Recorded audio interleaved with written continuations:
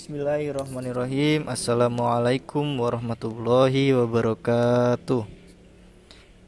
Izin memperkenalkan diri, nama saya Darul Iman, NPM 10070319008, kelas A, Sistem Informasi Perencanaan.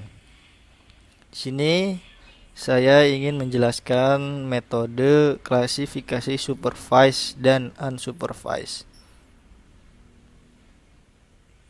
Berikut ada teori klasifikasi terbimbing atau supervised dan klasifikasi tidak terbimbing, yaitu unsupervised.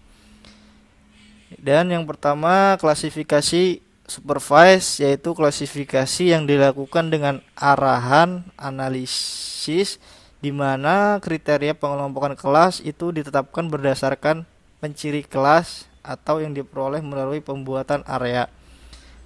Pada sistem kerja metode terbimbing ini atau supervise, yang pertama yaitu analisis terlebih dahulu, lalu pada citra sebagai kelas atau lahan tertentu. Penetapan ini berdasarkan pengetahuan analis terhadap wilayah dalam citra mengenai daerah-daerah penelitian. Nilai-nilai piksel dalam daerah contoh tersebut kemudian digunakan oleh komputer sebagai kunci mengenai piksel yang lain. Piksel sejenis akan dimasukkan ke dalam kelas lahan yang telah ditetapkan sebelumnya. Jadi dalam metode ini, analis mengidentifikasi kelas informasi terlebih dahulu yang kemudian akan digunakan untuk menentukan kelas spektral yang mewakili kelas informasi tersebut. Dan sedangkan klasifikasi tidak terbimbing atau unsupervised itu merupakan klasifikasi dengan pembentukan kelasnya sebagian besar dikerjakan oleh komputer. Kelas-kelas atau klaster yang terbentuk dalam klasifikasi ini sangat bergantung kepada data itu sendiri, yaitu dikelompokkannya piksel-piksel berdasarkan kesamaan atau kemiripan spektralnya. Dalam metode ini yaitu melakukan pengelompokan nilai-nilai piksel suatu citra oleh komputer ke dalam kelas-kelas spektral dengan menggunakan algoritma klasterisasi. Dalam metode ini di awal proses biasanya analis akan menentukan jumlah kelas yang akan dibuat. Kemudian setelah mendapat hasil, analis menetapkan kelas-kelas lahan terdapat kelas-kelas spektral yang telah dikelompokkan oleh komputer. Dari kelas yang dihasilkan, analisis bisa menggabungkan beberapa kelas yang dianggap memiliki informasi yang sama menjadi satu kelas. Misal kelas 1, kelas 2, dan kelas 3 masing-masing adalah sawah, perkebunan, dan hutan. Maka bisa dikelompokkan menjadi satu kelas, yaitu kelas vegetasi. Selanjutnya yaitu ada gambar supervised dan unsupervised.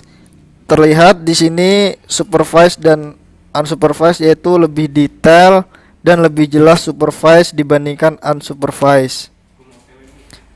Untuk metode klasifikasi supervised yaitu dengan pembuatan daerah untuk menentukan penciri kelas dan merupakan suatu kegiatan mengidentifikasi prototype atau cluster dari sejumlah piksel yang mewakili masing-masing kelas atau kategori yang diinginkan dengan menentukan pasti posisi contoh di lapangan dengan bantuan peta tutupan lahan sebagai referensi untuk setiap kelasnya.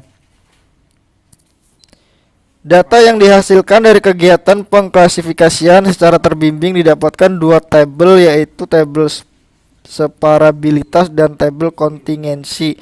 Nilai pada tabel separabilitas untuk keenam tutupan lahan didominasi oleh nilai 2000 atau berkisar antara 1900 sampai 2000. Hubungan antara vegetasi rapat dengan vegetasi jarang dan rumput dengan vegetasi jarang yang memiliki nilai baik. Selain itu, nilai separabilitasnya sempurna, maka dapat dikatakan bahwa hasil klasifikasi masing-masing tutupan lahan dapat dibedakan secara spektral seperti dapat dilihat pada tabel berikut. Nilai transformasi keterpisahan dan keterangannya. Dan metode klasifikasi unsupervised yaitu proses hanya sedikit hal yang ditetapkan atau diatur oleh seorang analis, misalnya jumlah kelas atau klaster yang akan dibuat, teknik yang akan digunakan, jumlah iterasi dan band-band atau kanal yang akan digunakan.